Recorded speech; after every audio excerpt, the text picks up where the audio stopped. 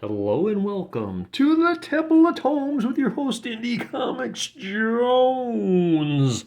Today is May 24th, 2022. This is episode 508. Today we're looking at Skies of Fire. This just came in my mailbox today. It's issue number 8 and the final one. It is actually a Kickstarter book, so this is a true indie comic that we're looking at today. Okay, number 8. This is highly recommended. You can go to the site. You might be able to see their creators at some of the bigger shows in California, like Comic-Con and WonderCon, and maybe another one or two there. Ray Chow is the name of the creator for this, but you might be able to find it also. Go back on Kickstarter and see if there's something available that you can buy through their website. Okay, I know that they've combined issues 1 through 4 in a book. I have that. I have all 8 of them, and some of these copies actually have more than one copy. So this is the final one. It took them probably about 8 years. This about one a year came out, I would guess, and they are big books. This is like what do they call it? The European style comic book. They're really big, and this one is really beautiful. It's got a lot of extras. It's got a lot of epistolaries in it. It's got a lot of immersive content, let's just say. So with that, let's get into it right away.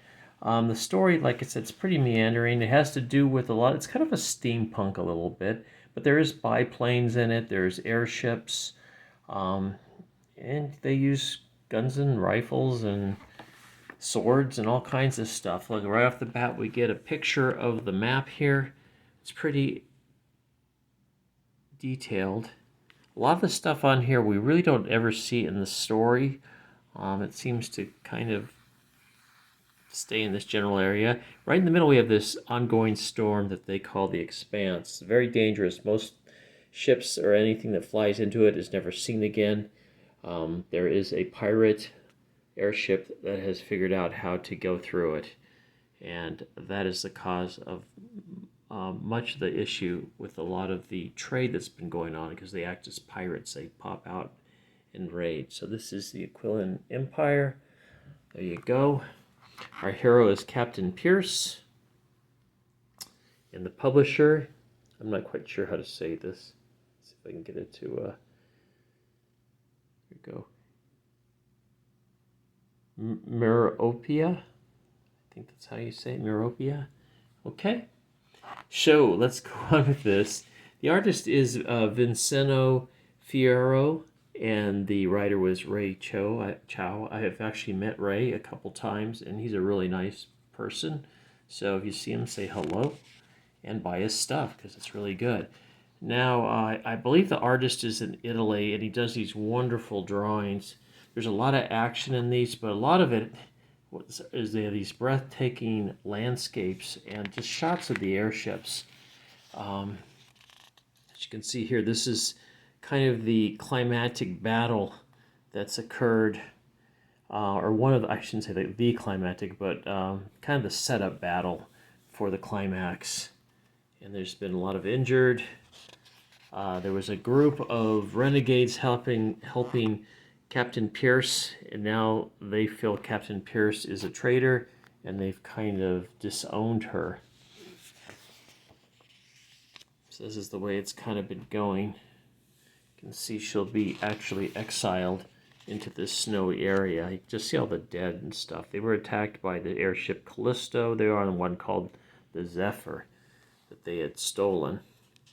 You can see some of the bullets and cartridges that they've used trying to take down each other. So they leave Captain Pierce by herself with the dead out in the forest, the icy forest. Pretty much just think she's going to die out there. I'm going to go through this really quickly just because I want to get to some of the better panels that really show the landscapes and stuff. They give her a flare gun.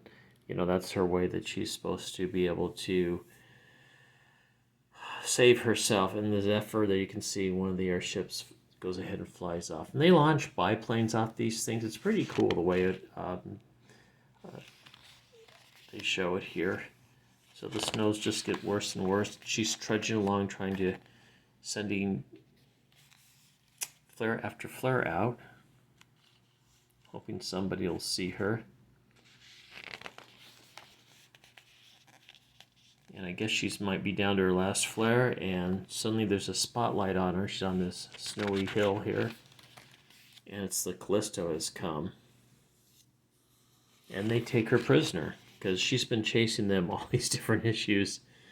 So there she is, she's under guard. Now somehow they managed to get some people sneak onto the Callisto, so she's not alone on here, even though she's all tied up and whatnot. And she approaches the captain, who has taken over, basically. He's got this cane that it's actually got a sword hidden in it.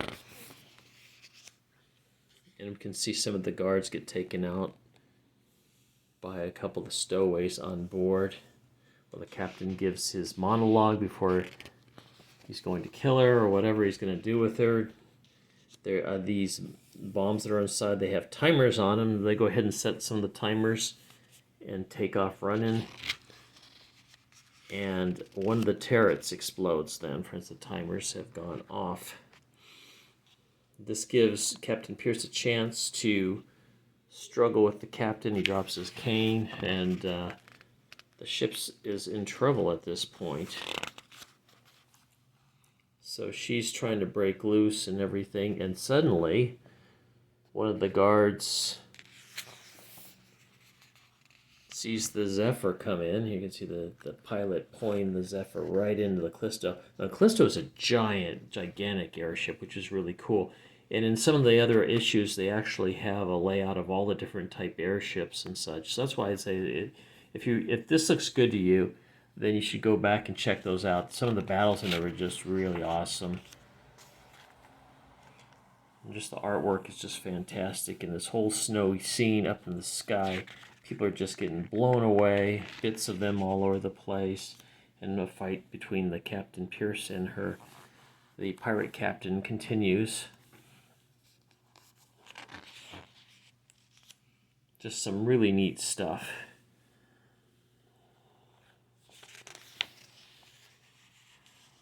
And she's able to, well, you kind of know it's going to have a pretty happy ending. So, there you go. See the airship just go down in flames. Into total blackness. This is kind of an Image trope. I see Image do this a lot. Lots of black pages. Okay, then we see Captain Pierce getting ready to dress to walk off the Zephyr now, and she's leaving the Zephyr to these renegades that helped her take down the pirate. And she disembarks from the Zephyr on a beautiful day, and here she watches as the Zephyr takes off. And here we get one of those landscapes I was talking about. It almost looks like a Yes album cover, just really cool. And there's a bunch of these in all the issues. Just a lot of fun. Now we're going to take a look to see what some of the extras that were in here. So you get like these dossiers of things, really kind of cool stuff, radio typed messages. So I guess they had typewriters too. And then a little bit more detail, almost kind of like a biblical, not this part, this just gives you more descriptive things so you can really immerse yourself into the whole airship world. Then you get these biblical type passages also in here if you really want to get into it. I haven't read all these, but I might, now that I got the whole collection, maybe I'll go back and read it start to finish to really enjoy it. And then you get a movie poster here. They did like kind of a movie poster of just this thing, really kind of fun. And finally, these are the crew that worked on the book. So you have Vincenzo Fierro of the United Kingdom, Ray Chow of the United States, the writer. So he's the artist, he's the writer. Another lead artist, oh, I'm sorry, this is actually the artist, Pablo Pepino of Argentina. It's a kind of a international cast here. Brian Valenza, he is from Indonesia. We've got Alexandro Bukur, and he's Romanian. So Brian was the colorist. The graphic designer is Alexandru. We have Christian Dolsomansky from Chile. And from Poland, we have Paweł Fotek, and he is the variant cover artist. So you can see a very much an international crew, and they've even got little caricatures of themselves dressed up as characters from this book. So there you go. Really handsome collection. Like I said, I'm probably sure, almost positive that Ray's going to put out a hardcover version of this with all 8 issues in it. I have the one that's covers 1 through 4. Maybe he'll do a 5 through 8 and a 1 for 4. They'll broken up into 2 volumes. That might be the way to go on this. Or maybe he'll have an omnibus of the whole thing. He's also got another book out called Glow. It's done very well. It's a lot like The Last Airbender in that kind of style, story-wise and everything. I like this a lot better, and it's got a different team than this. So, but I could recommend that one as well. This one to me was the one that really caught me. So there you go. Highly recommend Skies of Fire. As always, please like, please subscribe, please leave comments. I thank you very much for watching this YouTube video of this comic book review of an actual indie comics. We'll see you next time at the Temple of Tomes. This is Indie Comics Jones, getting ready to go on a trip. I'll see you probably in a week.